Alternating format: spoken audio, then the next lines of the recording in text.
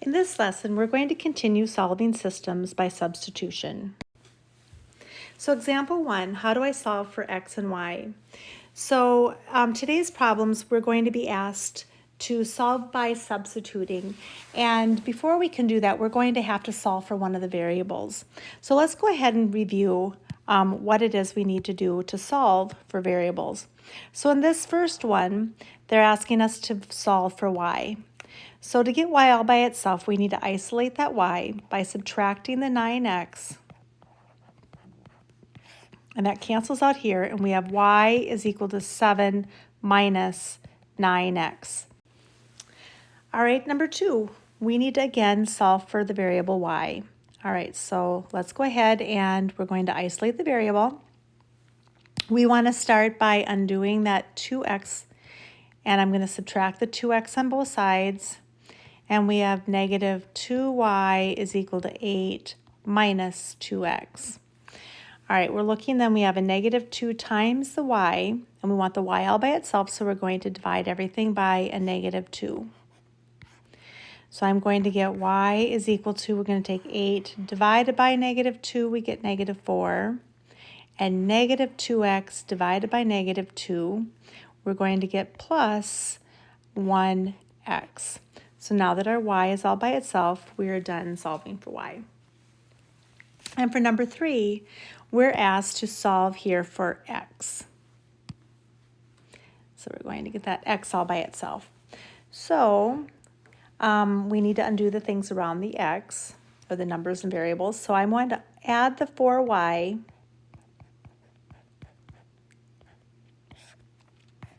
So now I'm left with the x all by itself, and I'm just going to have 1 plus 4y. And now that the x is by itself, we are done. All right, example number 2. How do I solve linear systems using substitution by solving for one variable? So in the problems yesterday, all of the problems had one of the variables was solved for. And so our steps in solving the linear system using the substitution method is you have to solve one of the equations for one of its variables. And then step 2, we're going to substitute the expression from step 1 into the other equation and solve for the other variable. And then we're going to substitute the value from step 2 into the revised equation from step 1 and solve. All right, let's take a look and see what this looks like. So step 1, we need to have solved for one of the variables. So I'm looking at this, and I am going to choose to solve. I could solve for the x down here, but look at this right here. I'm going to solve for that x because then I've got that x already all by itself, and I can save a step. So let's come down here, and you can solve for either one of the variables. What you want to avoid is getting any fractions when you're solving. And so notice I have 2x is equal to 12. Well, I'm going to divide by 2, and x is equal to 6. So let's go ahead and let's take our second equation here. We have x minus 5y is equal to negative 29. And remember that we're going to be substituting in either a number or an expression. And so I'm going to take this 6. We're saying x is equal to 6, and we're going to plug that in where we have an x. So I have 6 minus 5y is equal to negative 29. And now we're solving for that y. So let's minus the 6. And we're going to have negative 5y is equal to negative 35. So now we're going to divide by a negative 5. And y is equal to 7. And now because I had gotten this x all by itself, we already know that x is equal to 6. So the solution to the system is that point 6, 7. Remember, the solution to a system is the place on the coordinate grid in which two lines would intersect. And so these two equations would intersect at the 6, 7. All right, question number 2. We're going to then solve through substitution. And remember, we want to solve for one of the variables. And looking at this equation right here, it looks like this one would be the easiest one to solve for. All I'd have to do to get one of the variables all by itself is to add that 5x to the other side. So I have y minus 5x is equal to 0. And we're just going to get the y all by itself by adding the 5x. And so now y is equal to 5x. All right. So instead of using this equation up here, we're now going to use our revised one where we have the variable is solved for one of the variables. So now we're going to take our original equation from up top here, the second one, and we're going to plug in that 5x. So I'm going to rewrite the problem right here so that things don't get confused. I'm going to have 2x plus 2y is equal to 24. And remember, we're taking this 5x, we're saying y is 5x, and that's getting substituted in for that y. And remember, when you have a number next to the variable, it means that you're multiplying. So we're going to multiply 2 times 5x. So I have 2x plus 2 times the 5x is equal to 24. All right, so let's continue simplifying. So we have our 2x plus 10x is equal to 24. And so I can still simplify here. I'm going to have 12x is equal to 24. And then I'll divide by the 12. And x is going to be equal to 2. All right, so now in this case, now we know that x is equal to 2. We don't know what the y is equal to, though. Because notice we had y is equal to 5x. We need it to just to be a number, not an expression. All right, so now that we know what x is equal to 2, we can plug it into any of these equations. We can go back to this original one up here. I can take this one right here, or the rewritten one right here, that revised one. Well, it looks like that would be the easiest one to plug it into. So I'm going to take the y is equal to 5x, and now I'm going to plug in this 2 because we're saying x is equal to 2. So y is equal to 5 times 2, and then we'll have y is equal to 10. So the solution to this system then, remember it's a point, it's going to be the coordinate or the ordered pair 2, 10 is going to be the solution then to this system. All right, question number 3. Let's go ahead and take a look at this one. Now I could do one of two things. I could easily rearrange this one right here by just subtracting the 3x. I could do that.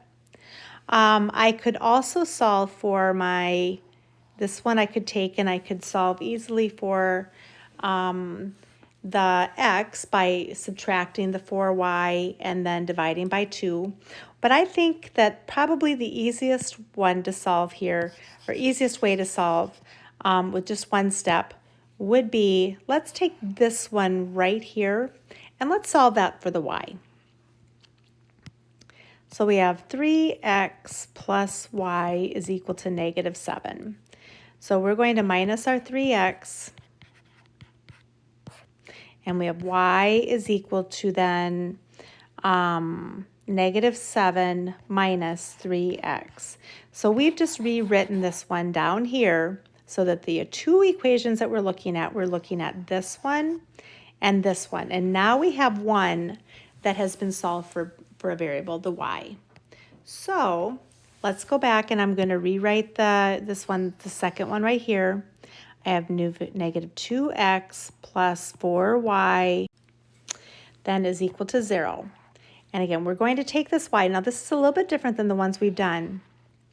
We're taking this y right here, this entire expression, and we're plugging it in where we have the y there.